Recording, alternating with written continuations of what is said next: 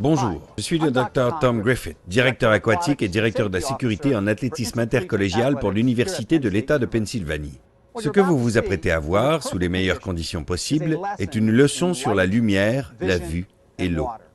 Nous allons vous démontrer comment, dans les meilleures conditions possibles, même dans un plan d'eau translucide, des corps disparaissent lorsque l'on agite la surface. Ceci est important, puisque nous vous demandons d'observer le fond de l'eau avant de balayer du regard la surface. Et deuxièmement, lorsque vous voyez quelque chose au fond de l'eau, nous vous demandons d'agir immédiatement. Même si vous pensez qu'il s'agit d'une serviette ou d'une ombre, même d'un morceau de peinture, nous voulons que vous agissiez. En cas de doute, allez vérifier.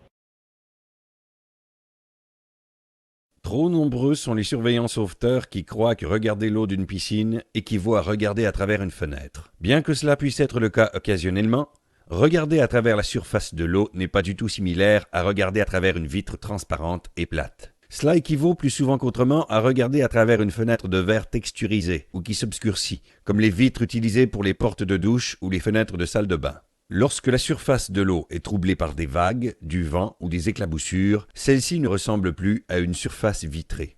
Ici, à l'Université de Pennsylvanie, nous menons plusieurs études concernant la vision des surveillants sauveteurs, leur surveillance et leur vigilance. Nous utilisons nos piscines comme des laboratoires, et si vous regardez attentivement cette piscine de compétition à l'université, vous verrez une victime, un mannequin du côté droit de la piscine, ainsi que les membres de l'équipe de natation qui s'apprêtent à sauter à l'eau du côté gauche.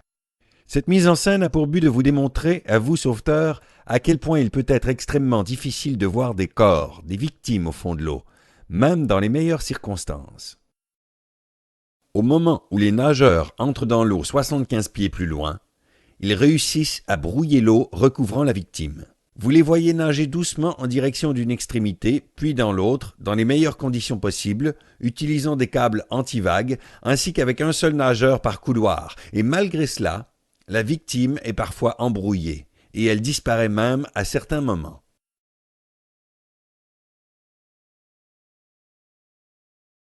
Nous avons placé un mannequin de la taille d'un enfant au fond de la partie profonde de la piscine, à l'endroit réservé aux plongeons. Avec seulement 2 personnes qui bougent doucement à la surface de l'eau, le mannequin commence à disparaître, puisque la réflexion et la réfraction augmentent l'action croissante des vagues. Autrement dit, plus la piscine contient d'utilisateurs, plus de mouvements de vagues il y a, ainsi qu'une perturbation de la surface, plus les rayons de lumière rebondissent et se reflètent, et donc ruinent votre vue du fond de la piscine. Pouvez-vous imaginer à quel point votre capacité de détection d'une victime est réduite lors de la surveillance d'une piscine très achalandée ou lorsque l'eau est brouillée?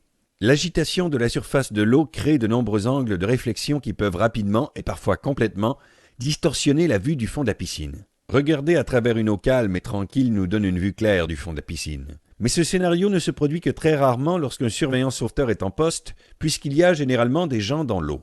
Dans la grande majorité des cas, la vue du surveillant sauveteur du fond de la piscine est plutôt translucide, c'est-à-dire qu'elle est illuminée mais pas transparente. Donc, les objets, incluant les corps qui se trouvent au fond, sont obscurcis.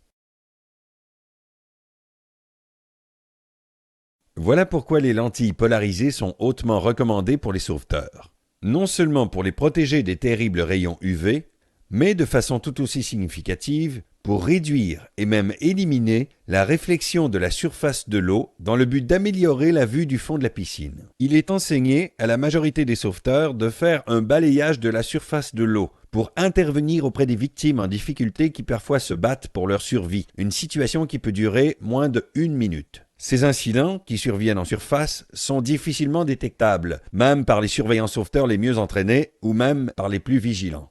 Une fois la victime submergée, le processus de la noyade s'accélère. Voilà pourquoi le fond de la piscine devrait être vérifié en premier, et ceci devrait être la priorité du surveillant sauveteur. Même une eau claire comme de l'eau de roche peut rapidement cacher et suffoquer ses victimes.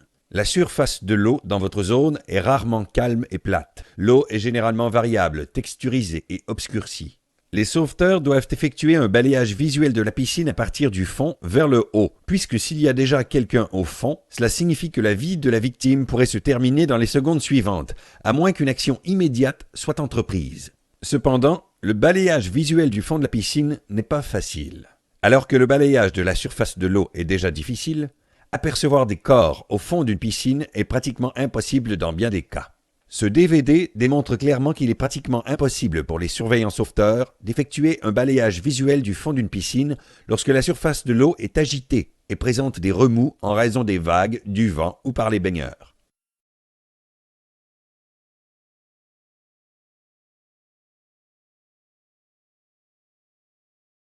Une autre bonne raison pour encourager le balayage visuel du fond de la piscine en premier est ce phénomène croissant de syncope en eau peu profonde. Lors d'une syncope en eau peu profonde, le problème débute et se termine avec une mort subite au fond plutôt qu'à la surface de l'eau. Les causes de cette condition: retenir son souffle, l'hyperventilation volontaire, ainsi que la nage sous l'eau prolongée. Malheureusement, on considère peu le danger de ces activités.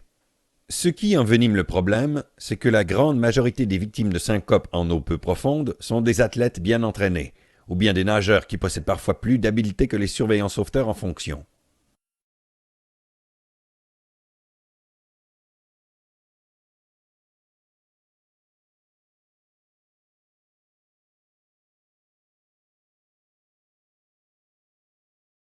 Cette vidéo a été filmée dans des conditions idéales, des conditions similaires à ce qu'on retrouverait en laboratoire, une eau claire, très peu de vagues, peu de baigneurs, peu de remous et d'agitation à surface. Nous ne pouvons observer aucune ombre, il n'y a aucun reflet. Ceci a été fait intentionnellement, de sorte que vous, le spectateur, puissiez clairement observer la victime avant que cette vision s'obscurcisse et disparaisse même parfois.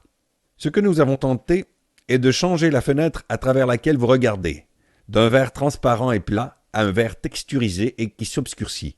La simple courbe, ainsi que le rebondissement léger des vagues causées par d'autres vagues, distordent les images et les corps situés au fond de la piscine, et voilà pourquoi très souvent ce sont les baigneurs qui retrouvent les victimes avant les surveillants sauveteurs. Il arrive même qu'un baigneur trébuche sur la victime, ou bien il peut la voir clairement sous l'eau à travers des lunettes de natation, éliminant ainsi les effets dus à la réflexion et à la réfraction de l'eau. Si, à peine 3 mètres devant notre caméra qui focus directement sur la victime, nous avons de la difficulté à voir nos mannequins lors de ce test, imaginez le niveau de difficulté de détecter une victime située au fond de la piscine de votre installation aquatique, lorsqu'il y a beaucoup de vagues et plus de baigneurs, pendant que votre tête bouge pour effectuer un balayage visuel et que vos yeux tentent de détecter une victime malgré les reflets et autres distractions qui vous entourent. Lorsqu'une victime se retrouve près des tracés de lignes de natation au fond de la piscine, celle-ci deviendra une partie de la ligne de natation, d'autant plus si la surface de l'eau est agitée. Le même phénomène s'observe si le corps d'une victime se retrouve dans un coin de la piscine, ou à la jonction d'un mur et du plancher de la piscine. Mais plus important encore, remarquez à quelle vitesse le corps de la victime devient invisible, tout simplement avec le recul de la caméra. Maintenant, veuillez regarder alors qu'une brise inattendue secoue la surface. Les vagues miniatures générées par la brise, encore une fois, éliminent la vue du corps de la victime. Si vous ajoutez les reflets en surface, les ombres, les angles morts non montrés dans cette prise de vue, pouvez-vous maintenant comprendre à quel point il est difficile de voir le fond de la piscine?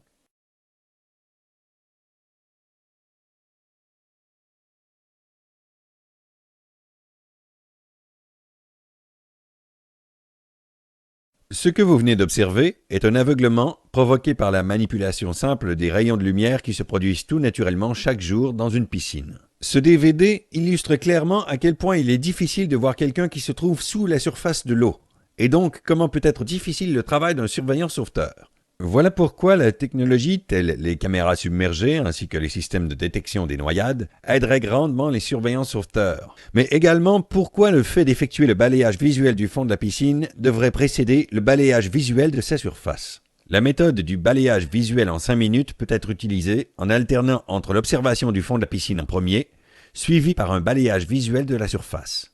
Et finalement, si vous observez quelque chose au fond de l'eau, même s'il n'y a aucune ressemblance avec le corps d'une victime, que cela ressemble à une serviette ou à une tache, déplacez-vous immédiatement vers cet objet. Cette action pourrait sauver une vie. En cas de doute, allez vérifier. S'il vous plaît, veuillez ne pas permettre des activités sous-marines, ni des activités qui exigent de longues périodes durant lesquelles les baigneurs retiennent leur souffle sous l'eau dans vos installations aquatiques. Pour aider les surveillants sauveteurs à bien voir le fond de la piscine en réduisant les effets de la réflexion, des lentilles polarisées pourraient être utilisées. Surveillants sauveteurs, portez-les lorsque vous êtes en fonction.